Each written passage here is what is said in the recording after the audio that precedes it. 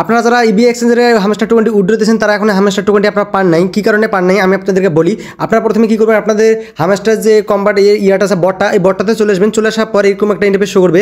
এখান থেকে আপনারা দেখতে পারবেন উইথড্র লেখা আছে, এই উইথড্রতে ক্লিক করতে হবে। উইথড্রতে ক্লিক করার পর এখান থেকে আপনারা কী করবেন, ইবিআই এক্সচেঞ্জ দেখতেছেন, এই ইবিআই এক্সচেঞ্জে ক্লিক করবেন। ক্লিক করার পর এখান থেকে দেখতে পারবেন উইথড্র লেখা আছে, এই উইথড্র অপশনটি এখানে ইনেবল হয়েছে আপনারা এখান থেকে উইথড্রতে ক্লিক করবেন। উইথড্রতে ক্লিক করলে আপনাদের এখানে রিকোয়েস্টটি চলে যাবে উইথড্রর। এখানে দেখবেন অলরেডি আমাদের উইথড্রটি হয়ে গেছে।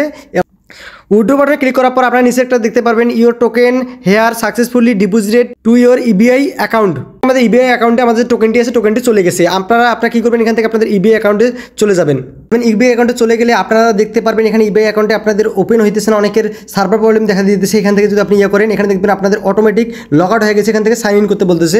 আপনি যদি এখান থেকে সাইন ইন করার চেষ্টা করেন, আপনাদের এখন সাইন ইন হবে না। আপনি ওয়েট করেন 10 থেকে 20 মিনিট পর আপনার চেষ্টা করেন, হয়ে যাবে সাইন ইন হয়ে গেলে আপনাদের ওয়ালেটে দেখতে পারবেন আপনাদের টোকেনটি চলে গেছে। এখান থেকে আপনারা এখন যদি সাইন ইন করেন, এখানে দেখতে পারবেন আপনার এখানে রিসেন্ট ওয়ালেট লেখা আছে। আমি রিসেন্ট ওয়ালেটে ক্লিক করলাম। এইভাবে খালি ঘুরতে থাকবে, আপনাদের সাইন ইন হবে না। এখন অনেকে এভাবে চেষ্টা করতেছে, ওই কারণে আপনাদের সার্ভার প্রবলেমটি দেখা দিতেছে। আপনারা ওয়েট করেন, ওয়েট করার পর তার পরবর্তীতে আপনি এখান থেকে আপনাদের ওয়ালেটে আপনার টোকেনটি পেয়ে যাবেন। ওয়ালেটে টোকেনটি চলে আসলে কীভাবে আপনারা বিকাশ নগদে নেবেন আমি সম্পূর্ণ পরবর্তী ভিডিওতে দেখাই দেবো। এবং অলরেডি আমাদের চ্যানেলে একটা ভিডিও আপলোড করা আছে ডেমো হিসেবে, আপনারা ওইটা দেখতে পারেন। দেখলে আপনারা বুঝতে পারবেন কীভাবে বিকাশ নগদে টাকা নেবেন আপনারা ইবিআই এক্সচেঞ্জার থেকে। আশা করি ভিডিওটি বুঝে গেছেন। ভিডিওটি যদি আপনাদের একটু ভালো লাগে, ভিডিওতে একটা লাইক করবেন এবং কমেন্ট বক্সে আপনাদের মতামত জানিয়ে দেবেন ভিডিওটি আপনার কেমন লাগছে।